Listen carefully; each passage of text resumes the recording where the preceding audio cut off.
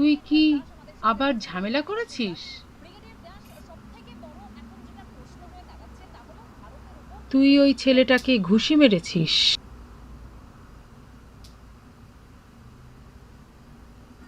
রোহান, রোজ রোজ কিন্তু ভালো লাগে না। সবকিছু একা হাতে সামলাতে হয় আমাকে।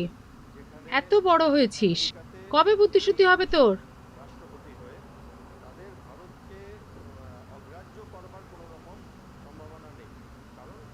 দেখ, ভালো কথা বলছি।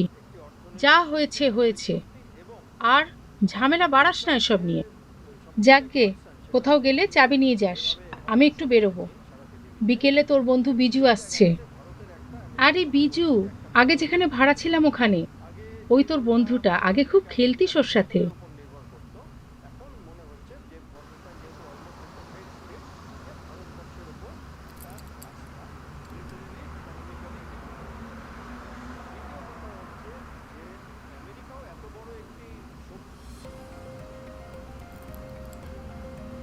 ঠিক আছে, মনে রাখিস, আর কোনো ঝামেলা করিস না। পশ্চিম বর্ধমানের মানকরে তরুণ অন্তর্ধান রহস্য ক্রমে জটিল হচ্ছে। কিছুদিন আগে এই গত পরশু বিশাল সরকার নামের এক ব্যক্তিকে লাস্ট শপিং মলের সামনে দেখা গেছিল, তারপরে জাস্ট ভ্যানিশ। এই ধরনের ঘটনার সম্মুখীন যদি আপনারা হন এবং যদি দেখেন আপনাদের চোখের সামনে এরকম করে ঘটনা ঘটছে, লোকাল কর্তৃপক্ষ কিংবা থানাকে অত্যন্ত দ্রুততার সাথে জানানোর আহ্বান জানানো হচ্ছে সবাইকে।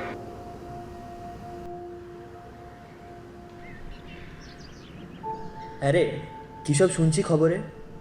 মানকরের লোকজন নাকি হারিয়ে যাচ্ছে, ভ্যানিশ হয়ে যাচ্ছে। জায়গাটাই তো পাল্টে গেছে পুরো। লাস্ট কবে এসেছিলাম আমরা? 10 বছর হয়ে গেছে। সেবারে কি হয়েছিল মনে আছে তোর? মনে নেই? ঠিক আছে, তাহলে একটা গল্প শোনাই, শোন। এই জায়গাটা দেখছিস? এখানে বসে একটা ছেলে ছবি আঁকতো, মানে বলতে গেলে লুকিয়েই থাকতো এখানে। ওর কোনো বন্ধু ছিল না। ও সরি, একটা বন্ধু ছিল ওর, কিন্তু সে কানে শুনতে পেত না। সে আসতো মাঝে মাঝে এখানে ছবি আঁকা দেখতে। তাছাড়া এই পুরনো রাজবাড়িতে আর কেউ আসতো না।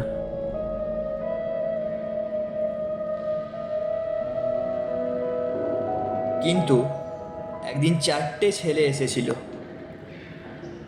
আসলে এই এদের ভয়েই ছেলেটা এখানে লুকোতো, কারণ দেখা হলেই সবসময় এরা ঝামেলা করতো আর মারপিট করতো। সেদিনও করলো, সেদিন একটু বেশিই করলো।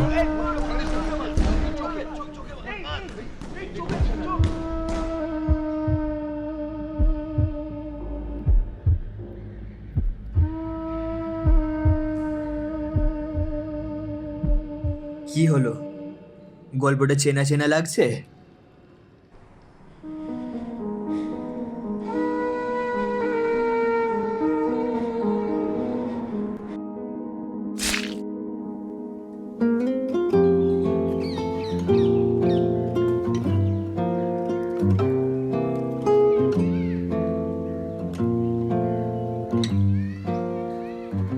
কে করেছো?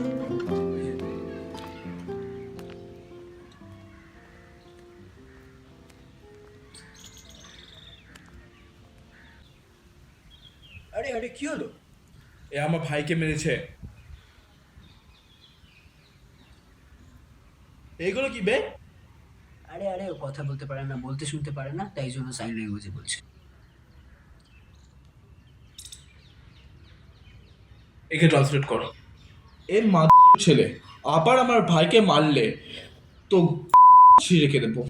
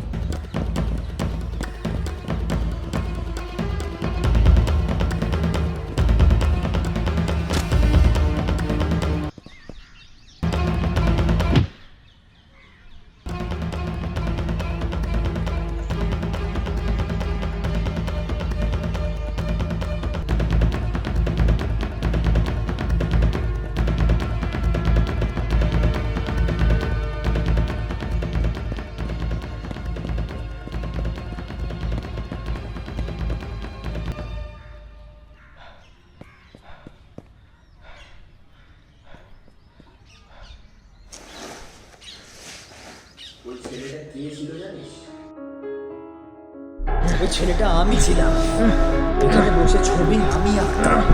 ওই চারজনের জন্য আর কোনোদিন ছবি আঁকতে আমি পারিনি, আর এত বছর পর ফিরে এসে ওই চারজনকে আমি। পশ্চিম বর্ধমানের মান করে তরুণ অন্তর্ধান রহস্য ক্রমে জটিল হচ্ছে।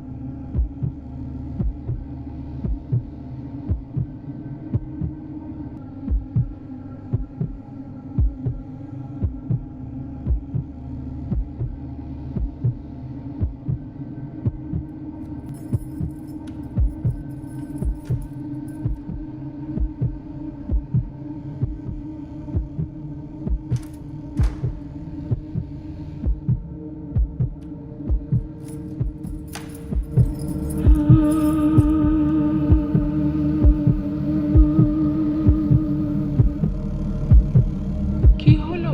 কি হলো?